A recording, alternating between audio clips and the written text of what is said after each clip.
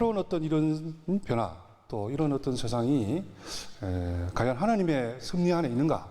이 부분에 대해서 우리가 고민할 필요가 있다고 생각이 들었어요.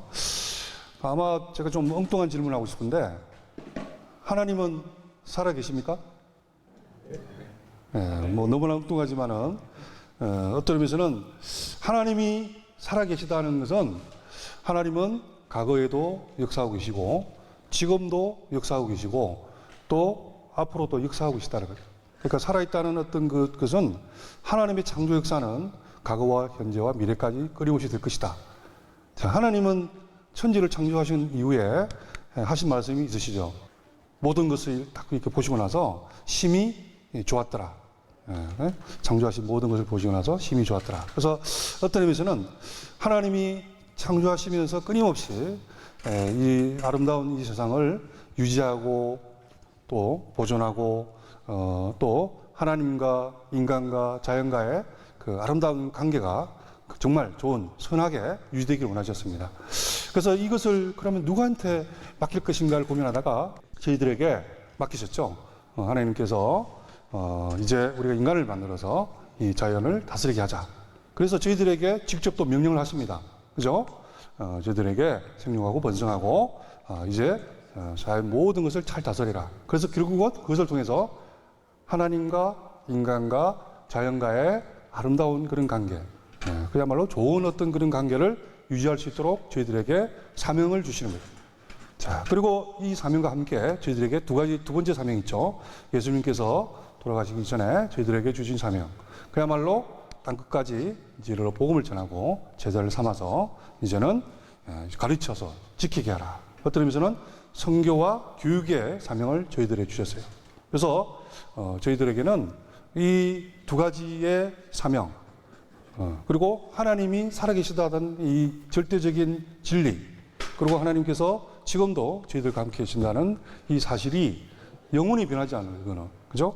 그래서 우리가 살아있는 한은 저희들은 이 문화 사명, 그리고 이 지상 사명을 각자의 처소와 각자의 위치에서 다양한 형태로 이 소명을 완수해야 한 그런 어떤 소명이 있습니다. 자, 이런 어떤 그 전체적인 우리 변하지 않은 이유도 있지만은 결론적으로 어떤 의미에서는 우리가 이 새로운 어떤 이 하나님께서 역사하시면서 새로운 어떤 그 변화가 끊임없이 우리 인류사는 이루어왔습니다. 문시사회에서부터 농경사회, 산업사회, 정보화사회, 그리고 최근에 뭐 스마트를 넘어서서 4차 산업혁명이라고 하는 또 다른 차원의 새로운 어떤 혁명적인 변화를 저희들이 일으키고 있어요. 자, 그러면은 이 새로운 4차 산업혁명 변화를 우리가 하나님의 큰 섭리 안에 있다고 봤을 때와 하나님하고는 겨냥이 대척점이 있다. 이렇게 했을 때 인식이 완전히 달라지는 거죠. 근데 우리가 분명한 것은 하나님 살아계시다.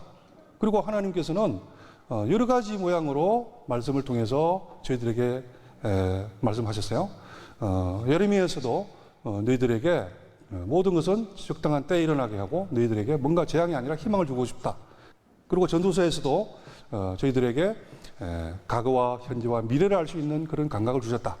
그래서 어떤 의미에서는 저희들에게 끊임없이 새로운 어떤 변화가 일어날 것이라는 것을 알고 계시고 그 변화를 결국은 우리가 어떻게 선택하느냐에 따라서 굉장히 저희들에게는 축복이 될 수도 있고 또 제약이 될 수 있는 그런 상황입니다.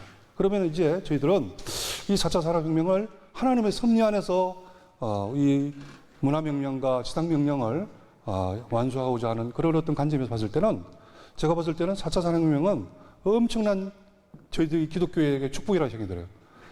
오히려 결론적으로 봤을 때 4차 산업혁명은 미래의 다음 세대를 부흥시키는 절호의 기회입니다. 그리고 이를 통해서 우리 한국 기독교를 포함해서 전 세계 기독교가 다시 한번 부흥할 수 있는 절호의 기회. 왜냐하면은 특히 다음 세대에서는 지금 4차 산업혁명에 의해서 새롭게 양육되고 또 앞으로 중요한 미래의 인재가 되어야 할 핵심적인 역량은 기본적으로 창의성, 인성, 개성, 영성입니다. 이 창의성, 인성, 개성, 영성 이 네 가지는 너무나 성경적이네요. 그리고 이 부분은 하나님께서 예수님께서 저희들에게 어떻게 이 창의성과 인성과 개성과 영성을 함양하고 다음 세대를 가르치고 또 어떻게 해야 된다는 방법까지 다 알려주셨어요. 어떤 의미에서는 저희들이 성경적인 가치관을 가지고 예수님의 방식으로만 하면은 다음 세대에 부흥을 일으킬 수가 있고, 그리고 이걸 통해서 4차 산업혁명 시대에 미래를 이끌어가는 이런 인재로 우리가 양성할 수 있다는 거예요. 그럼 어떤 의미에서는 이게 얼마나 좋은 기회입니까? 우리가 이것을 그런 차원에서 활용한다 그러면은 엄청난 기회가 될 수 있죠. 반대로 이것을 정말 선용하지 못하고 악용하면은 우리 인류에게는 또 다른 차원의 엄청난 재앙이 될 수 있습니다. 그렇지만은 어쨌든 저희들은 이것을 하나님의 섭리 안에서 말씀드린 것처럼 모든 것을 보시기에 보기에 좋고, 그리고 하나님과 인간과 자연과의 아름다운 관계를 유지하는 그런 어떤 굿을 유지하는 그런 관점에서 우리가 이것을 활용한다 그러면은 저희들에게 엄청난 축복이 될 수 있다는 거예요. 자, 그 부분을 가지고 이제 제가 왜 그런가, 그리고 과연 그런가를 오늘 쭉 나누려고 하는 그런 내용입니다. 자, 그러면 도대체가 4차 산업혁명이라는 것이 그럼 뭐냐? 예? 클라우드 슈밥이 뭐 처음에 이런 말 하죠. 결국 4차 산업혁명을 통해서 바뀌는 것은 우리 인간이다. 인간의 어떤 그 핵심적인 역할과 우리의 본질, 본능, 또 우리가 뭘 앞으로 중요하게 생각하는지, 어떤 사람이 인재인지 이런 것들이 바뀌는 거예요. 그리고 핵심적인 세 가지가 키워드가 나옵니다. 하나는 결국 이걸 통해서 우리가 생각하고 상상하고 이런 것들을 구현될 수 있는 유비쿼터스 사회를 만들 것이다. 그리고 그 유비쿼터스 사회를 만들어가는 두 가지 핵심적인 키워드가 뭐냐? 첫 번째는 초연결이다. 두 번째는 초지능이다. 그래서 모든 것에 다 지능이 들어가고 또 모든 것을 다 이렇게 연결이 되는, 이걸 통해서 결국은 우리가 상상하는 거, 원하는 것들을 언제 어디서나 구현시킬 수 있는 유비쿼터스 사회를 구현하나. 이게 핵심적인 어떤 의미에서는 소위 말하는 4차 산업혁명을 전체적으로 균형짓는 하나의 키워드라고 볼 수 있습니다. 자, 그러면은 유비쿼터스를 구현하기 위해서 이 초지능, 모든 곳에 다 지능이 들어간다. 그 말은 뭐냐? 모든 곳에 컴퓨터가 들어간다는 말이죠. 그죠? 굉장히 미세하게 작용해져가지고, 그래서 그 컴퓨터에 자연스럽게 지능이 들어가 있는 컴퓨터가 다 입력이 됩니다. 자, 그 다음에 두 번째 초연결이 뭐냐? 모든 것이 다 연결이 돼서 상호 커뮤니케이션이 됩니다. 단순히 연결되면 아무 의미 없죠. 서로 커뮤니케이션이 돼서 서로가 소통이 돼가지고 서로가 그걸 통해서 작동을 하는 거예요. 아무리 인공지능이 발전을 하고 앞으로 아마 무한대로 거의 뭐 발전하다시피 발전할 것 같은데, 결국은 아무리 발전을 해도 궁극적으로 넘을 수 없는 벽이 있다. 그게 소울이라고 그랬죠. 소울에는 우리의 스피릿, 그리고 어떻게 보면 우리의 혼, 그리고 우리 마인드, 그죠? 이 부분은 물질적인 어떤 그 피지컬한 어떤 그 인공지능을 우리가 아무리 만들어내도 그 부분은 어떻게 할 수가 없는 영역이에요. 앞으로 사회의 어떤 그 중요한 역할을 하는 인재들이나 사회적인 기능은 뭐가 앞으로 가면 중요하냐면은 어떤 의미에서 우리 인간의 본질적인 부분이기도 하죠. 이 창의적인, 그리고 뭔가 자기 개성을 다양하게 풀어내고, 그리고 어떤 그 상황에 유연하게 대응할 수 있는 이런 역량을 가진 사람들이 굉장히 중요하게 돼요. 기본적으로. 자, 우리가 지금 말씀드린 것처럼 유비쿼터스화된 사회가 되고 또 디지털화된 컴퓨터가 모든 곳에 들어가고, 그래서 그것을 통해서 초지능화되고 또 그것을 통해서 서로가 연결돼 가지고 커뮤니케이션이 일어나고 하는 이런 사회가 일어난다고 그랬습니다. 그러면 과연 이런 어떤 그 이런 어떤 의미는 과연 성경적으로 어떤 의미가 있을까에 대해서 우리가 한번 고민할 필요가 있어요. 자, 유비쿼터스 사회를 구현한다 그랬잖아요. 근데 유비쿼터스라는 용어를 한번 뭐 아시는 분이 아마 아실 거예요. 유비쿼터스라는 용어는 라틴어인데 유비쿼터스라는 용어는 유비크와 이스트와 더스의 합성어입니다. 유비크는 언제 어디서나, 그리고 이스트라는 것은 이즈 동사, 존재한다. 더스는 아시다시피 God. 그러니까 유비쿼터스를 한마디로 말하면은 하나님은 언제 어디서나 존재한다는 그런 의미를 가지고 있는 라틴어예요. 그것을 어쨌든 저희들은 4차 산업혁명 시대를 통해서 구현하려고 하는 거예요. 근데 어쨌든 성경에서도 언제 어디서나 하나님께서 우리가 계신다는 것은 창세기 1장부터 시작해서 마지막 요한계시록까지 저희들에게 주는 메시지이기도 하죠. 자, 그리고 우리가 이 유비쿼터스 사회를 구현하기 위해서 저희들은 두 가지를 핵심적인 키워드로 지금 사회에서는 우리 전체적으로 운영을 하고 있습니다. 하나가 말씀드린 것처럼 초진흥을 만들기 위해서 노력을 하고 그것을 위해서 디지털화되어 있는 모든 컴퓨터를 다 입력시키는 거예요. 자, 그리고 두 번째가 말씀드린 것처럼 초연결을 하기 위해서 서로 커뮤니케이션 할 수 있도록 서로 상호 연결해서 관계를 맺게 만들어 갑니다. 자, 그러면 이 디지털이라는 게 그냥 뭘까요? 디지털이라는 게 뭘까? 저는 이제 뭐 20년 전부터 계속 디지털 이런 쪽을 연구를 하다 보니까 자연스럽게 디지털에 대한 것을 알게 된 겁니다. 뭐 여러분도 아마 다 들으셨을 건데 디지털 하면은 0과 1을 조합이라고 다 아시잖아요. 그죠? 0과 1. 그죠? 0과 1. 0과 1이라는 것은 여러분이 지금 뭐 종이에다가 0과 1을 쓰신다고 뭐 변화가 일어나는 거 없죠. 0과 1이라는 것은 어떤 신호를 어떤 거는 0이라 그러고 어떤 것을 1로 한 거예요. 뭐냐? 뭐가 없다는 것은 0으로 한 거고 뭐가 있다는 것은 1로 한 겁니다. 이 두 가지의 조합을 통해서 모든 세상이 만들어졌다는 것을 우리 알게 됐어요. 0과 1. 0과 1. 뭐가 없고 뭐가 있어요? 빛이 없으면은 0입니다. 빛이 들어가면 1입니다. 그것이 곧 정기적인 신호로 바뀌는 거예요. 그래서 0과 1을 통해서 세상의 것들이 지금 다 구현된다는 것을 만들어진 거예요. 근데 기본적으로 창세기에 보시면 알겠지만은, 우리 창조를 하시기 첫 번째 원리가 이 기본적인 원리를 만드는 것인 거죠. 빛과 어둠, 그죠? 빛이 있으라 하시면 빛이 있고, 그리고 빛과 어둠을 나눕니다. 결국 이걸 이후에, 그리고 나서 자연스럽게 하늘, 땅, 자연, 사람 모든 걸 만들기 시작합니다. 자, 그래서 어쨌든 지금 디지털이라는 것 자체는 기본적으로는 이 세상을 만든 하나님의 창조 원리의 핵심적인 원리였다는 거예요.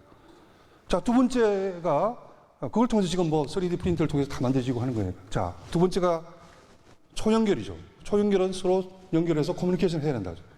커뮤니케이션이 뭐냐? 커뮤니케이션하는 것은 서로 언어가, 그죠? 주고받는 거예요. 서로가. 그리고 서로가 언어를 주고받아서 서로가 소통이 돼가지고 작동을 하는 거예요. 하나님께서도 우리 인간을 만들 때 뭘로 만드셨습니까? 다 말씀으로 하신 거죠. 기본적으로. 하나님의 태초에 또 말씀이 계셨고, 그 말씀으로 천지를 창조하셨잖아요. 그리고 말씀을 통해서 저희들에게 계속해서 말씀하셨어요. 저희들이 어디 있든 간에 저희들에게 말씀을 하시고, 소통하시고, 결국은 그걸 통해서 우리는 하나님과 자연과 인간은 이 커뮤니케이션 할 수 있는 그런 존재가 됐습니다. 자, 그래서 어떤 의미에서는 지금 우리가 모든 곳에 다 컴퓨터를 담고 지능을 넣어서 그리고 서로 연결을 시켜서 통신을 연결시켜서 그것을 통해서 커뮤니케이션을 해서 세상의 모든 것이 지금 구현되는 그런 사회, 유비쿼터 사회를 지금 구현하는 것이 4차 산업혁명이라는 거예요. 자, 그래서 이걸 통해 가지고 결국은 좀 더 빨리 하고 싶어 가지고 지금 뭐 5G 나오고 곧 뭐 10년 지나면 6G도 나올 겁니다. 6G도. 그런 식으로 지금 변하고 있는 거예요. 사회적으로. 자, 그래서 일단 기본적으로 이런 어떤 초연결 사회가 되고 초지능 사회가 되니까 뭐 어쨌든 우리의 삶 자체가 자연스럽게 이제 이 4차 산업혁명을 통해서 초지능, 초연결이 구현되는 그런 유비쿼터 사회로 지금 가고 있습니다. 그건 우리가 아무리 거부하고 하더라도 거부할 수 없는 현상이고, 이제는 그것을 우리가 어떻게 성경적으로 잘 활용하고 또 그런 관점에서 이것을 바라보고 활용할 수 있느냐, 이 부분에 기본적인 핵심적인 내용이 있다고 봅니다. 이 4차 산업혁명 시대가 되면서 지금 뭔가 좀 이 사회가 바뀌면서 특히 다음 세대 교육 관련해 가지고 미래 인재들에 대한 특성들이 예전과는 달라지기 시작했어요.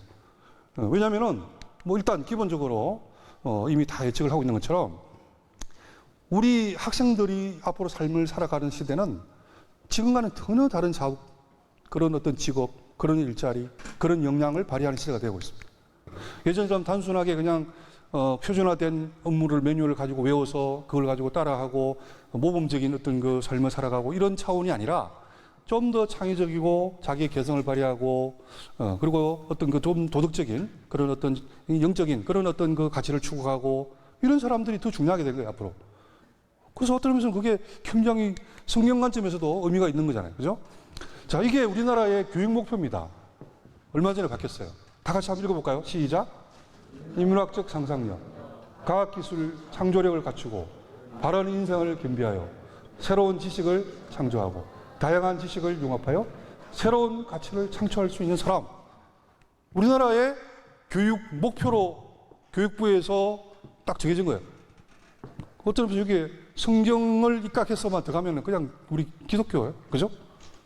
이미 우리의 교육 목표가 이런 차원으로 바뀌었습니다. 예전에는 지식을 전수해서 사회에서 모범이 될 수 있도록 뭐 이런 교육을 하는 게 목표였어요. 바뀌었어요, 이렇게. 전혀 다른 차원으로. 자, 그러면은 이런 목표에 따라서 양성하려고 하는 인재가 성경하고 그럼 어떻게 연결되느냐? 성경하고. 그죠? 예. 그 아까 말씀드린 네 가지, 핵심적인 네 가지. 이 부분을 같이 한번 간단히 살펴보면은, 먼저 일단 성경적인 역량을 갖추면은 저는 4차 산업혁명 시대의 비례 인재가 될 수 있다고 봅니다. 어? 이게 얼마나 좋은 시대가 왔어요. 저희들 기독교인 관점 봤을 때는. 왜? 첫 번째 역량이 뭐냐?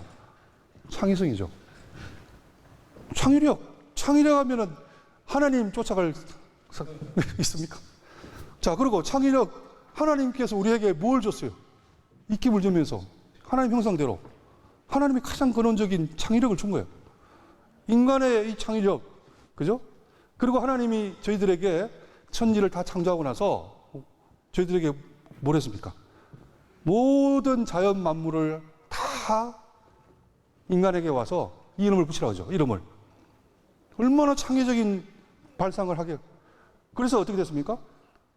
사람이 붙인 대로 이름이 되었다라고 그러잖아요. 하나님은 우리에게 이 창의적인 역량을 엄청나게 준 거예요.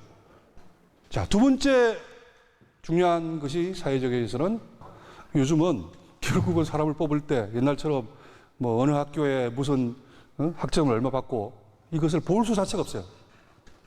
요즘 거의 다 대부분 다 브라인드로 해버립니다. 오히려 뭘 보느냐?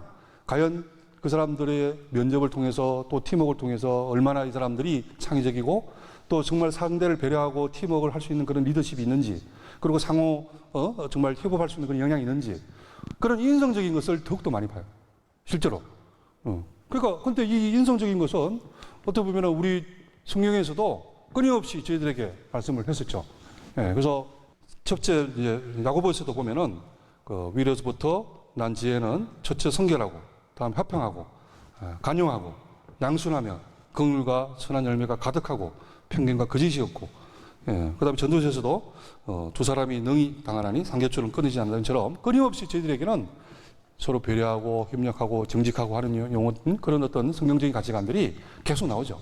결국은 이런 성경적인 가치관과 인성을 갖추면은 미래의 인재가 된다는 거예요.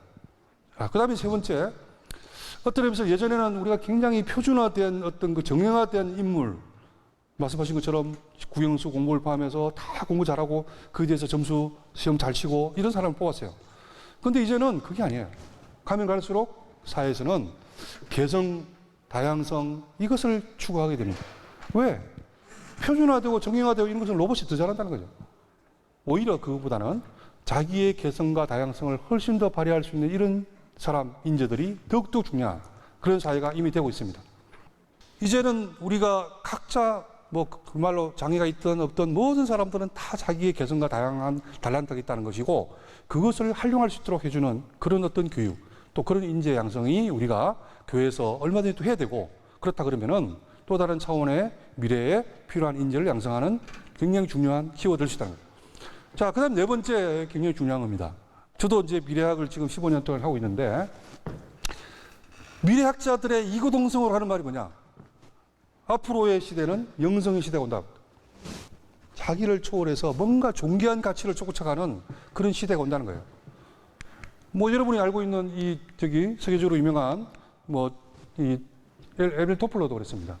엘빈 토플러도 이미 3차 어떻게 보면 제3의 물결을 넘어서서 지식이라고 하는 제4의 물결, 그리고 이 제4의 물결을 넘어서는 제5의 물결은 곧 영성의 시대가 온다. 그리고 메가 트렌드를 썼던 이 조인 나이비스도 끊임없이 이야기했어요. 결국은 21세기는 영성의 시대가 올 것이고, 결국은 영성을 갖춘 이 인재가 앞으로 세상을 리드하는 인물이 된다는 거예요. 좀 더 고귀한 가치를 추구하는 그런 어떤 차원의 영적인 인물이 세상을 리드하는 인물이 되는 거예요. 우리 성경에서도 어쨌든 이 영적인 부분, 그죠? 그거는 너무나 당연하게 저희들이 성경을 통해서 영적인 그런 영성을 함양하고, 또 예수님처럼, 그죠? 예수님 같은 마음을 품을도록 우리는 끊임없이 노력해야 되는 거죠. 자, 결론적으로 우리 4차 산업 현재 인재는 뭐냐? 영성을 갖추고, 창의성과 인성과, 그죠? 개성을 갖춘 사람. 자, 이게 성경적이지 않나요? 성경적인 인물 아닌가요? 그죠? 혹시 이건 성경적이 아니다고 생각하시나요? 아니, 영성을 갖춰서 창의성과, 그죠? 인성과 개성을 다 발휘할 수 있는 그런 인재를 앞으로 미래 4차 산업경제 미래 인재라니까. 교회에서 이야기한 거 아닙니다, 이거. 지금 세상의 교육을 이렇게 바꾸고 싶어 해요. 못하고 있어요. 왜? 아시다시피 우리나라는 오랫동안 어떤 예전에 딱 답습되어 있던 표준화, 정형화, 규격화된 그런 어떤 교육과 그런 패턴과 또 그것을 통해서 제일 키워드가 되어 있는 입시 딱 되어 있거든요. 이걸 하고 싶어도 못 바꾸는 거예요, 지금. 근데 미래의 인재들은 이런 사람들이 인재가 되어가지고 기업들은 이미 이런 사람들을 뽑고 시작했어요.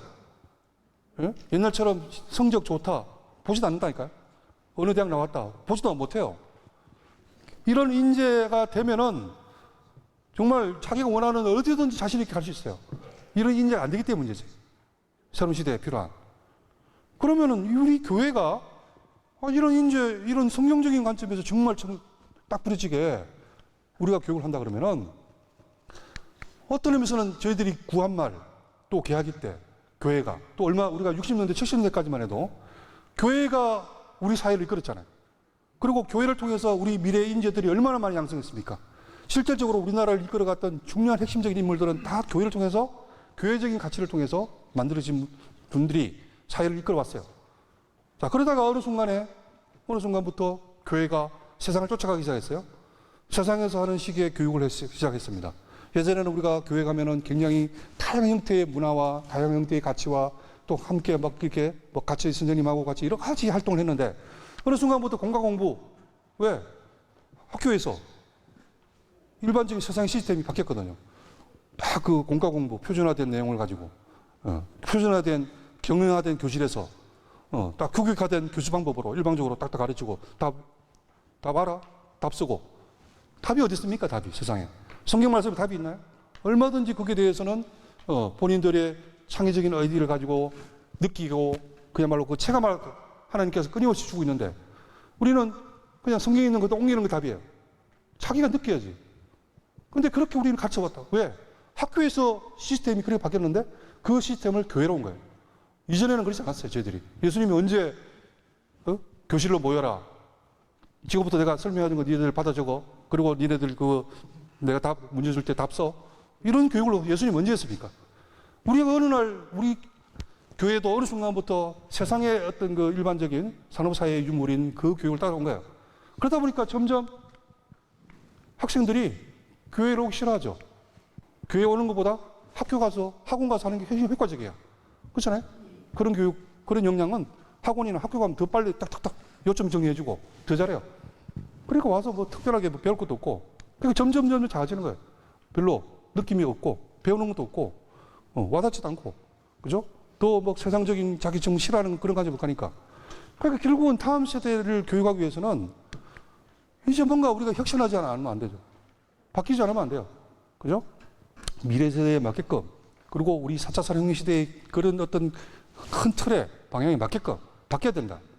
바뀌는 건 너무나 간단하고 저는 생각합니다. 네, 너무나 간단해. 이 바뀌면은 저희들 기독교는 부흥이 됩니다. 그리고 다음 세대는 부흥이 100% 안 될 수가 없어요. 간단하게 한번 사례를 중심으로 교육 방법 한번 부터 포함해서 설명을 이제 드리겠습니다. 자, 교육 방법. 예수님, 어쨌든 모든 게 다 예수님 방식으로 하면 됩니다. 예수님 방식으로. 자, 예수님이 했던 제일 좋은 방법이 뭐냐? 스토리텔링의 맞춤형 방식이었어요. 그죠?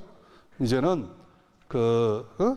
유아는 유아, 특히 다음 세대의 초등은 초등, 물론 뭐 청년은 청년대로 다 맞춤형으로 가능하다는 스토리텔링으로. 자, 그래서 예수님께서도 어떻게 보면은 여러 가지 비유로 그래서 그죠? 재미있는 이야기로. 근데 그 이야기가 뭐냐? 그 시대에 가장 적합한 이야기로 했죠. 자, 두 번째 교육의 어떤 내용, 그죠? 교재도 이제는 바뀌어야 돼요. 교재도 예전처럼 물론 이제 지금 굉장히 많이 다양하게 이제 바뀌었습니다. 그렇지만은 좀 더 어린이 눈높이로 맞춰야 된다고 합니다. 생각이 들어요. 여전히 옛날처럼 단답 뭐 이렇게 공강공부 해가지고 답 쓰고 이런 방식으로는 애들을 설득할 수도 없고 애들이 솔직히 거기에 대해서 아무리 주입을 해도 들어오지도 않습니다. 어떻게 보면 예수님도 그 제자들이 가장 이해하기 쉬운 내용으로 그 당시에 가장 누구나 다 이해할 수 있는 그런 내용으로 다 하신 거예요. 그리고 그런 방식을 한 거고. 어떤 면에서 그런 방식처럼 우리가 그런 내용과 그런 교재와 그런 식으로 하면 되는 거예요. 자, 그 다음에 세 번째는 예수님도 야, 이제부터는 우리 유대인들만 와라. 그게 아니었잖아요. 누구든지 와서 누구든지. 그리고 새로운 어떤 그 여러 가지 이유를 말씀하시고 어떤 면에서는 저희들도 교회의 문턱을 낮춰야 돼요. 누구든지 오라. 그 대신에 그 안에 기본적인 복음이 있는 거예요. 다양한 프로그램으로 그렇게 이제 할 필요가 있고 또 충분히 가능합니다. 제일 중요한 것은 결국 이제 담임 목사님들의 의지잖아요. 담임 목사님들의 의지인데 우리가 이 다음 세대 목회를 그냥 이전까지는 뭐 그냥 전체적인 어떤 그 목회 활동의 하나의 부속직처럼 생각을 했는데 이제는 그럴 차원이 아니고 교회의 미래를 위해서는 다음 세대가 얼마나 중요한가를 인식해야 되고요. 결국 이것이 교육의 부흥의 기회다. 그렇게 봐야 되고 그리고 또 한편에서는 미래 인재를 이제 만들어서 이 세상에 어떤 뭐 핵심적인 그런 영향을 미칠 수 있는 너무나 좋은 기회다. 예. 그래서 이제는 교회의 핵심 사역으로 다음 세대 교육을 이제 관심을 가져야 된다. 그래야지만 우리의 미래가 있는 거야. 오히려 그래야 우리 기독교의 미래가 있고 또 다음 세대 미래 교육에 대한 미래에 대한 그런 어떤 이 가능성도 있고 희망이 있다. 자, 그래서 일단 자연스럽게 결론적으로 말씀을 드리면은 우리가 4차 혁명 바라보는 시각에 따라서 굉장히 그 4차 혁명은 하나님의 세상이 아니라고 막 거부하는 그런 수도 있어요. 그런 분들도 있고.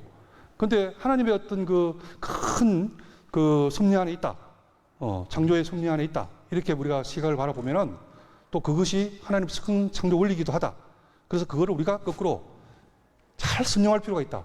하나님께서 말씀하신 것처럼 우리에게 준 문화명령과 또 이 지상명령을 우리가 이걸 통해서 구현해야 되겠다. 구현할 수 있는 도구로 사용해야겠다. 이렇게 한다 그러면은 우리에게 엄청난 기회가 될 수 있는 거예요.